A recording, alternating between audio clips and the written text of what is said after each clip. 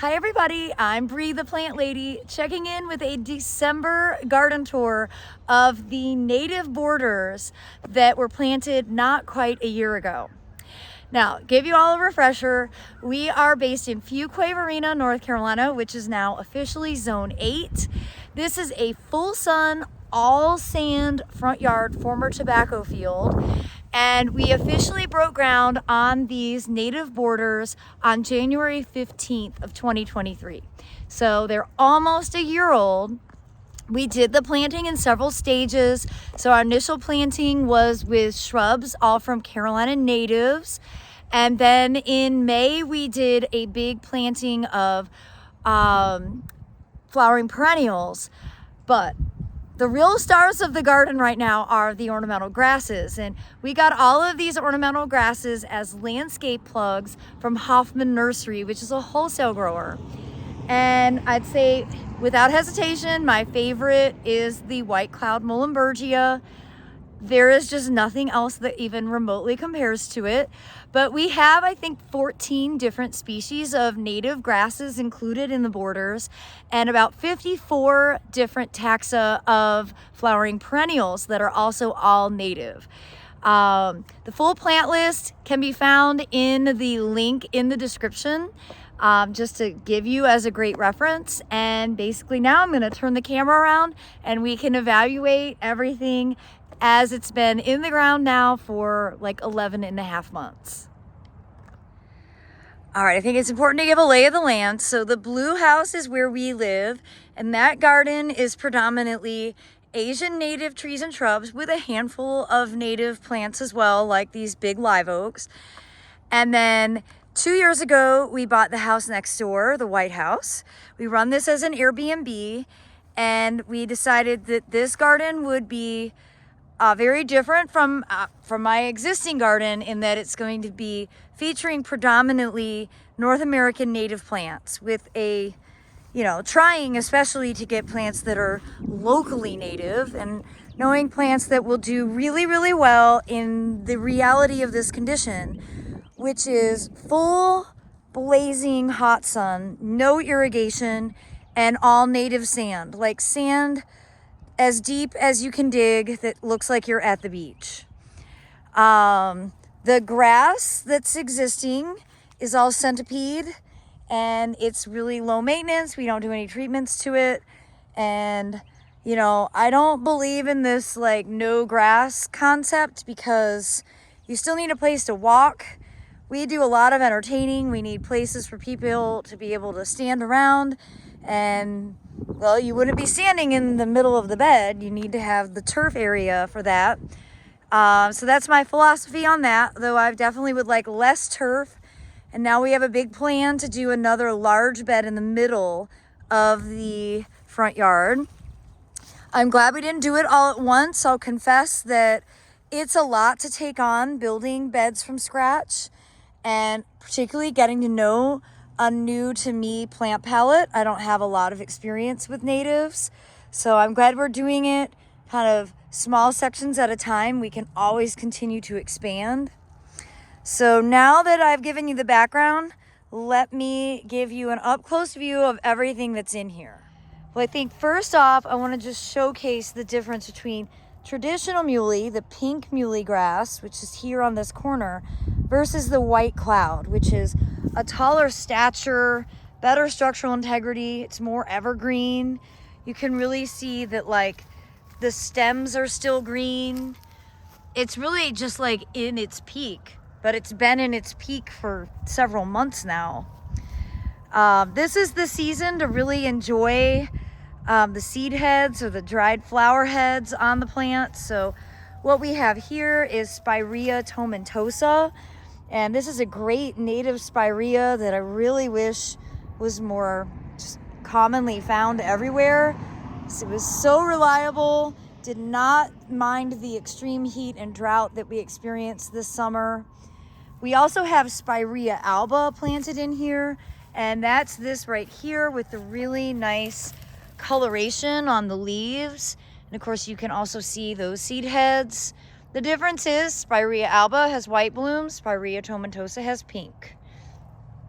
Now next to that is a big patch of sedge, and I believe this is Carex lorida, and it needs to be cut back. I don't like how this looks at all right now. I was so impressed with it all summer, and then I think we got really dry this fall and I wasn't watering, and I think we just need to come through and do some hard cutbacks and let it reflush. These sedges tend to be winter active, so doing cutbacks now won't hurt them at all, and in theory it'll really rejuvenate them and make them look a lot better. So we've got some other varieties or other species. This is Spirea muskingamensis, and again you can see how it really got dried out. So again, I think we're just gonna come through and do some hard cutbacks, basically put them into a ponytail and trim off the dried tips. And that little bit of maintenance, I think, is going to make a big difference in making this bed look cleaner, look tidier. The sedge I'm most impressed with right now is actually Carex cherokeensis. And that's what's planted out here. And you can see that did not really suffer nearly as much in the dry. It's nice and green. It's really full and beautiful. And it's a good learning experience to see all three of these together. You can really see that muskingamensis there is super dried out. The lorida really looks past its prime. So I think, again, some very simple maintenance is going to make a big difference in this bed. Color now, and with that white cloud Muhlenbergia behind it, you just can't go wrong with that combination. And we've got some other ornamental grasses up here. This is Schizicarium, Scoparium, the blues. And it really has a nice, seed head at this season. It blows in the breeze. Not so tall, so good front of the border plant. Behind that, we've got Itea, and I think I've missed its primary fall coloration. It's mostly deciduous now. Again, this suffered from being dry, but I think it's gonna establish itself well this winter. And the poor oak leaf hydrangeas, this is Jetstream from First Editions, have been getting devoured by deer. So unfortunately, without protection, they're probably not the most practical plant. The deer pressure has increased exponentially, and well, it just might not be the right decision to have a bunch of hydrangeas that are in these borders that are inevitably going to get eaten. So probably the plant I'm most disappointed by, and I only have myself to blame, is this weeping Yaupon holly, Ilex vomitoria, pendula. And I just let it get too dry, and it went completely deciduous, which it's not supposed to do. And it does have a few leaves on it, but not much. So I think I'm probably gonna go ahead and dig it out and maybe not even replace it at this stage. I have a lot of plants in here. Maybe I don't need a tree. It's just the reality of this bed during the summer really exceeded my ability to water it. This bed is really, really hot, and it's really, really dry. And I chose a lot of woodland plants, like edge of woodland plants, and this was too cruel of an environment. And you can see some of the plants really significantly suffered. And though some of the shrubs suffered, the flowering perennials did not. So we've got a nice stand of Rudbeckia American Gold Rush here. This is a great black-eyed Susan, and I just think that the seed pods are so charming on this. Other plants that did exceptionally well are Solidago. And again, these could be cut back at any time because they're not flopping over. I'm not super in a rush to get in and clean all this up. A lot of this stuff kind of anticipate doing cleanups more in like mid-March. but this was Solidago rugosa, and a really long lasting flower form that put on a show for, gosh, probably 12 weeks, late summer into fall. So over into this bed, which is primarily planted with an herbaceous native flowering perennial ground cover. So you see there's tons and tons of stuff. They were all planted as landscape plugs, which we got from North Creek and New Moon Nurseries. Again, both wholesale growers. And you know, last spring at the open garden, we had all these plants for sale. I plan to do exactly the same thing this year at our spring open garden. And because we are going to be developing the woodland, this year I'm going to have plants for full sun and for shade. So I think it's going to be a really great opportunity. If you're interested in having more native plants, it'll be a great opportunity for you to come out and get some. And in a really practical size at a really great price. We do trays of 32 for $100 a tray, and they're mix and match. So again, we've got lots of Muhlenbergia. Up here was a whole bunch of aster. I believe this was October Skies. All of these clumps. I'm pleased to see that this red bud, this is Ruby Falls, is looking good. And then in here, you can see where we scattered some soil cube and did some seeding for cool season annuals, just to fill in gaps to prevent weeds from establishing. And I don't see as great a germination as I'd like to see, although I say that and then look here, great germination. So in the areas that look bare, the coming weeks, if I don't see more stuff growing, I'll go ahead and do an additional overseeding. But it is great to see that we do have some self-sown stuff from last year. This is, of course, a poppy. This is a bachelor button. We've got more poppies over there. Of course, that yellow is Amsonia hubrichtii that is about to lose its leaves. This really impressive soft green is Rudbeckia maxima, which is a really tall, impressive flower in the summer.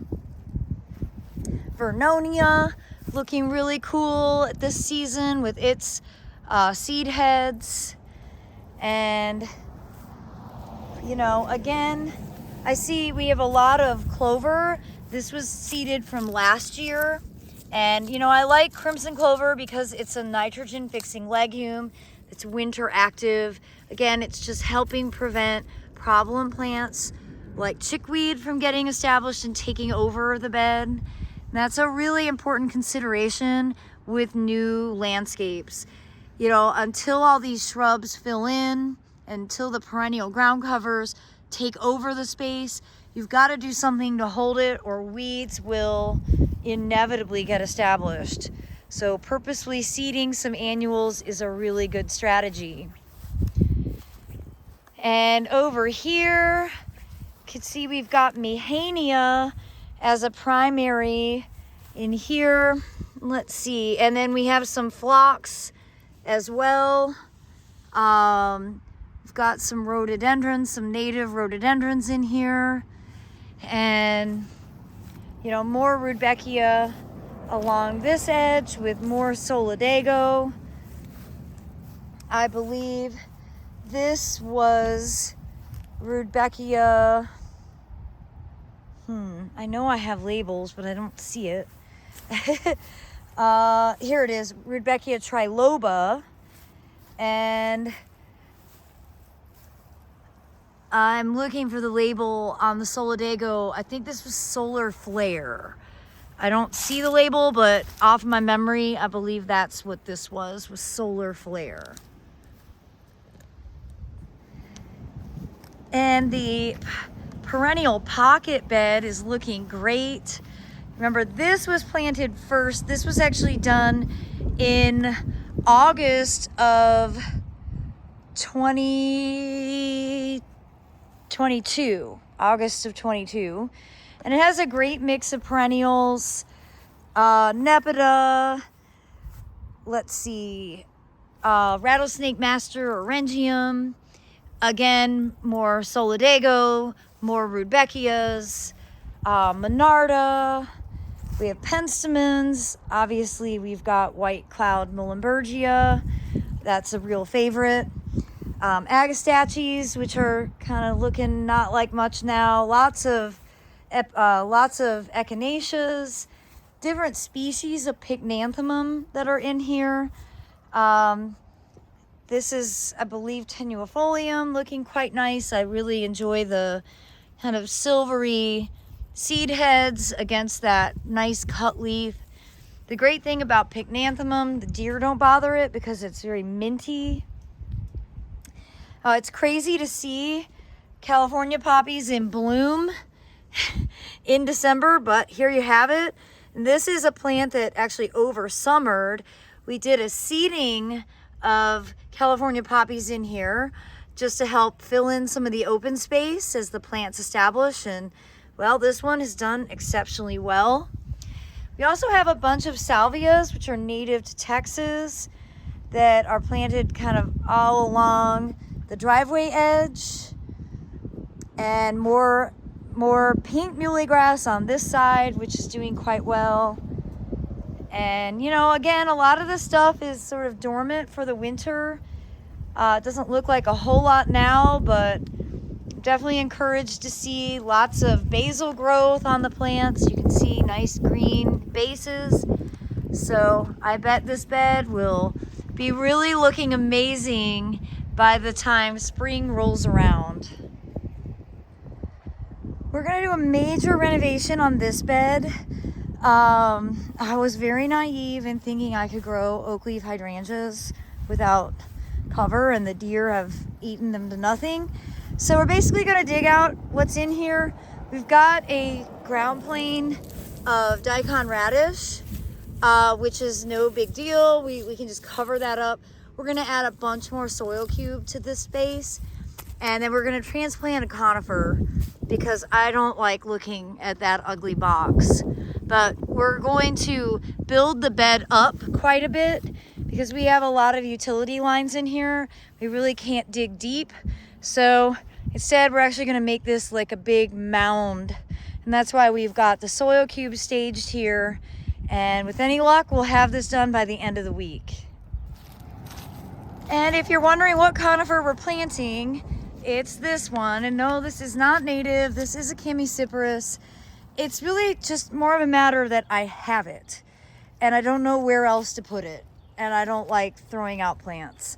So I'm making a handful of exceptions for some non-native plants on this property. This is one. You can see it's been in this pot for a long time. I know it'll do really well planted in the ground, and it'll certainly shield that box. So instead of going out and buying something else that's new, we're going to use what we have. Now along this edge here, this is of course the east meets west border. A lot of the trees and shrubs are non-native, but we have a nice ground plane of native perennials installed.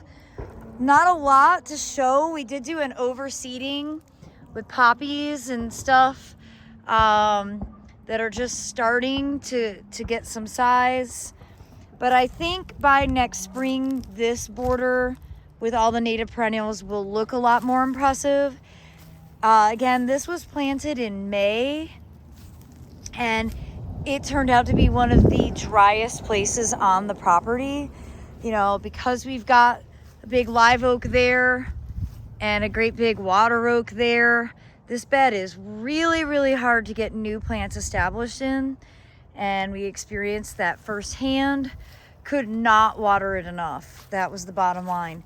So that was part of the motivation for adding more soil cube, a nice thick layer, try and help retain more moisture so that next year when the perennials break dormancy, they'll be able to really start growing out and, you know, basically do their job and fill in all the open space. Well, everyone, I hope you enjoyed this tour of our native gardens, and I certainly look forward to sharing more updates in the coming year, and especially as we make progress building more gardens out. And I do hope that you will mark the Saturday of Mother's Day weekend down that is the date we have set for the spring open garden and plant sale.